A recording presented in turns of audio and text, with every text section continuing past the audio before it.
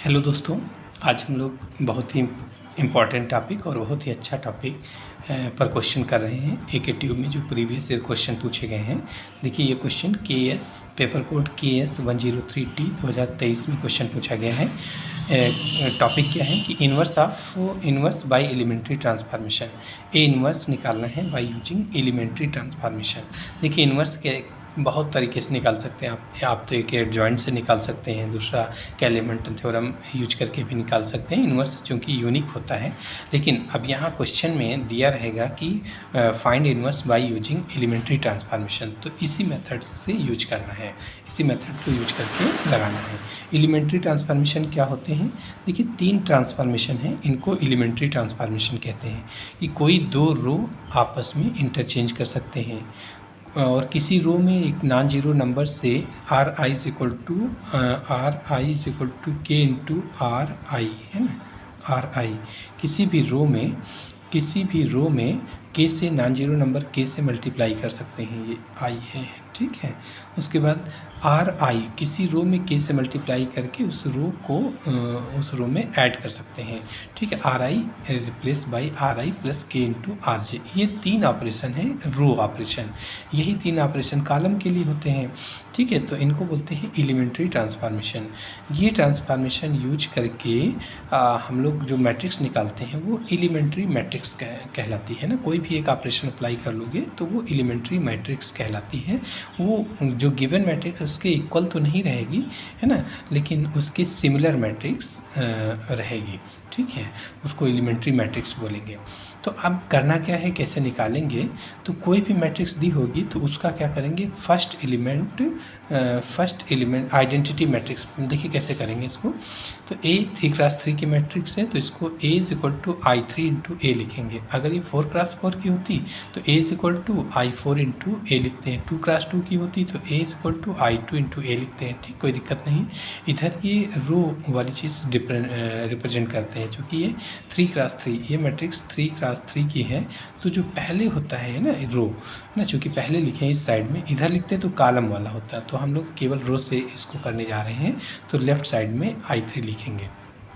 तो A is equal to I3 into A लिख लिया। A की वैल्यू रख लो जो गिवन है, I3 की वैल्यू पता होती है, आइडेंटिटी मैट्रिक्स है, और इंटू A। यहाँ पर A की वैल्यू नहीं रखना है। फिर क्या करेंगे, इसको बनाएंगे आइडेंटिटी मैट्रिक्स, वही रो ऑपरेशन यूज करके, और जो ऑपरेशन इसमें अप्लाई करेंगे सेम ऑपरेशन इसमें अप्लाई करते रहेंगे, ठीक है। तो जब ये आइडेंटिटी बन जाएगा तो उस समय ये A इन्वर्स कहलाएगा, क्योंकि I इज इक्वल टू क्या होता है, I is equal to A inverse into A, है ना। I is equal to A inverse equal to A inverse into A। तो जब आपने इसको I बना दिया तो इधर जो पहली वाली मैट्रिक्स है वो A इन्वर्स कहलाएगी, और A तो लिखा ही है, ठीक है। तो यही काम करना है इसमें। तो चलिए शुरू करते हैं। पहला बनाएंगे कैसे इसको, I3 हम लोग बनाएंगे कैसे? तो देखिए पहला जो मैट्रिक्स दी होगी उसका फर्स्ट एलिमेंट 1 करेंगे, और फिर इसको 1 करके इस फर्स्ट कॉलम के बाकी एलिमेंट को 0 कर लेंगे। फिर सेकंड डायगोनल एलिमेंट 1 करेंगे, केवल रो ऑपरेशन अप्लाई करके, रो एलिमेंट्री ट्रांसफॉर्मेशन अप्लाई करके इसको 1 करेंगे। फिर इस कॉलम के सेकंड कॉलम के बाकी एलिमेंट को 0 कर लेंगे। फिर इसको 1 करेंगे और बाकी एलिमेंट को 0 कर लेंगे। 4x4 की होती तो ऐसे आगे बढ़ते जाते हैं, ठीक है। ये तो हमारा कॉन्सेप्ट हो गया कि ऐसे करेंगे। तो देखिए पहला काम है कि फर्स्ट एलिमेंट को हमको 1 लाना है, यहाँ पर 1 लाना है। तो 1 लाने के लिए या तो हम R1 को 2 से डिवाइड कर दें तो यहाँ 1 आ जाएगा, या देखिए नीचे हमारे पास एक 1 है R3 में, तो इस R3 और R1 को इंटरचेंज कर लें, ठीक है। तो यहाँ पर हमको 1 मिल जाएगा।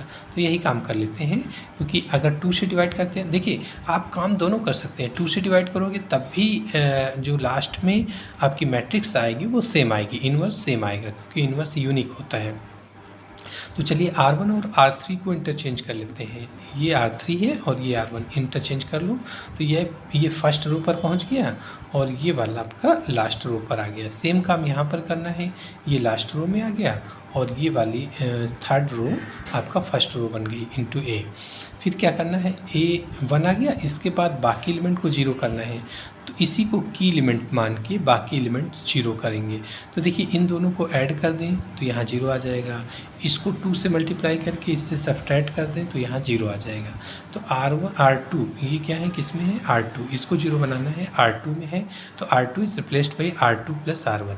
इसको 0 बनाना है, कहाँ पर है ये, R3 में, तो R3 is replaced by R3, क्या कर रहे हैं, इससे इसको घटा देंगे, तो R3 माइनस 2 इंटू R1। तो देखिए क्या आता है, R1 में कोई चेंज नहीं, एज इट इज़ R2, इन दोनों को ऐड कर लो तो 0 आ गया, ये 1 आ गया और ये 1 आ गया।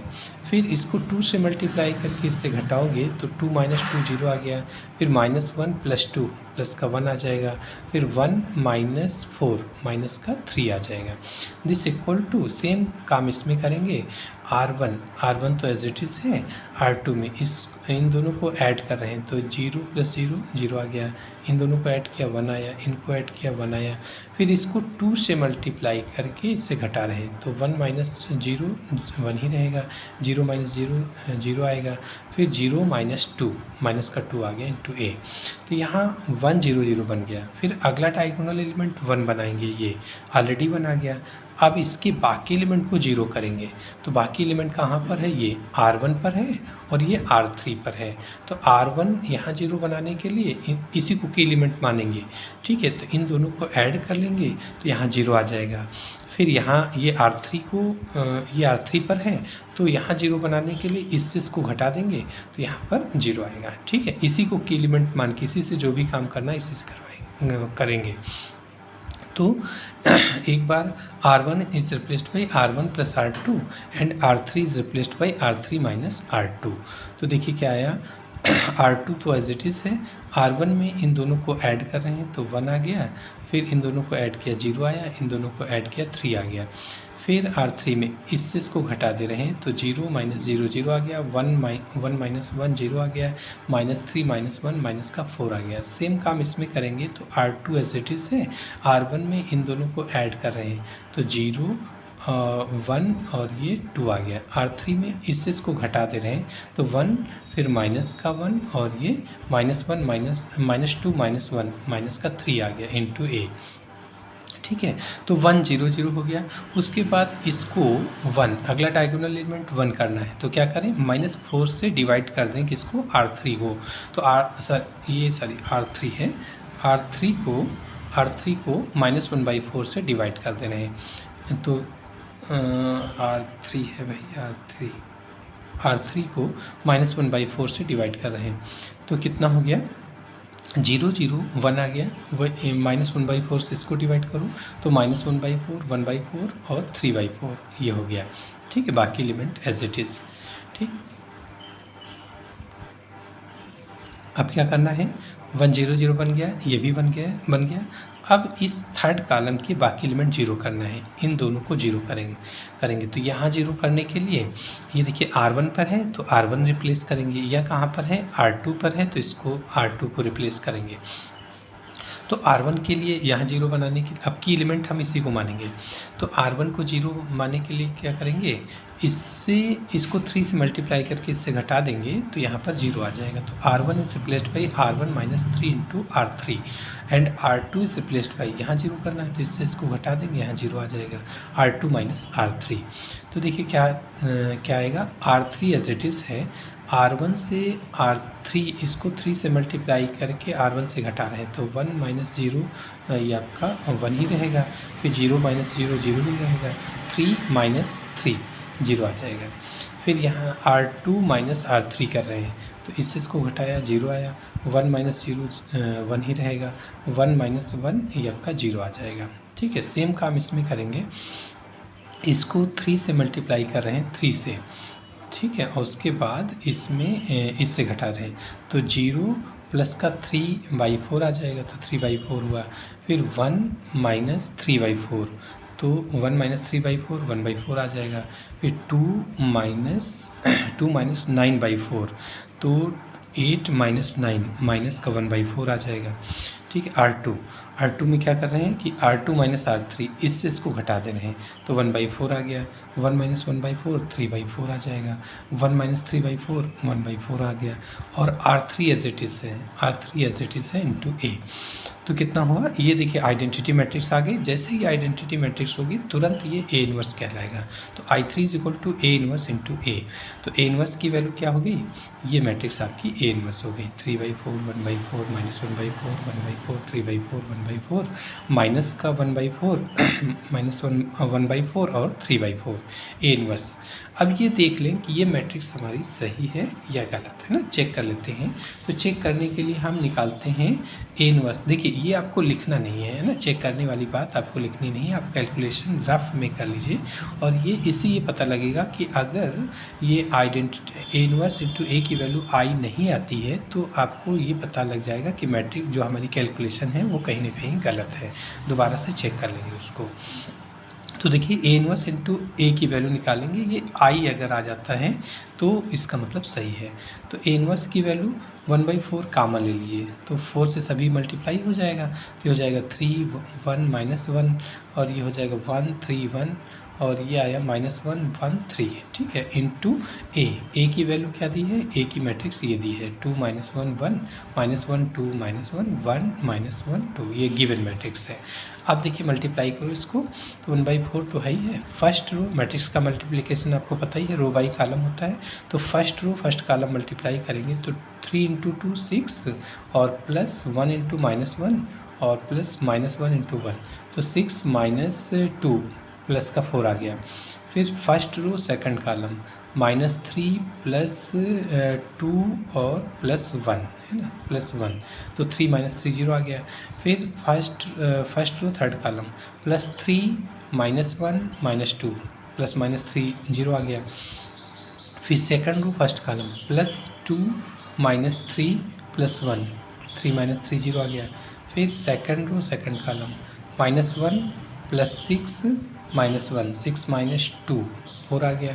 फिर सेकंड रो थर्ड कॉलम ये हो गया 1 -3 और +2, तो 3 - 3 0 आ गया। फिर थर्ड रो फर्स्ट कॉलम तो -2 इसको मल्टीप्लाई करेंगे -1 और +3, तो 3 - 3 0 आ गया। फिर थर्ड रो और सेकंड कॉलम +1 +2 तो 3 आ गया और फिर -3 3 - 3 0 आ गया। फिर थर्ड रो थर्ड कॉलम -1 + 6, तो 6 - 2 4 आ जाएगा। फिर 4 से 1/4 से इसको मल्टीप्लाई कर देंगे तो 1 1 1 आ गया, आइडेंटिटी मैट्रिक्स आ गई। तो A inverse into A is equal to I होता है और यही A इंटू A इन्वर्स के बराबर होता है। तो इसका मतलब इन्वर्स हमारा सही है ना, ये जो A इन्वर्स निकाले हैं वो करेक्ट है, ठीक है। तो ये काम आप रफ में करके ये चेक कर सकते हैं कि हमारा इन्वर्स सही है गलत। एक मिनट लगेगा है ना, A इन्वर्स इंटू A दोनों को मल्टीप्लाई कर लो, ठीक है, 1 मिनट लगेगा। लेकिन इससे क्या फ़ायदा होगा कि आपको ये पता लग जाएगा कि जो हमने इन्वर्स निकाला है वो सही है गलत। अगर सपोज़ यहाँ पर 4 आ जाता है, इसका मतलब आइडेंटिटी तो नहीं आया, इसका मतलब ये एलिमेंट गलत है। फिर हम कैलकुलेशन चेक कर लेंगे इस एलिमेंट के लिए, ठीक है। तो इस तरीके से क्वेश्चंस लगते हैं इन्वर्स। ये टॉपिक अच्छा है, अक्सर क्वेश्चन पूछा जाता है, ठीक है। तो इससे रिलेटेड और वीडियोस आप डिस्क्रिप्शन बॉक्स में जाइए, इससे रिलेटेड और वीडियोस वहाँ पर दी हुई हैं, देख सकते हैं, ठीक है। Thank you.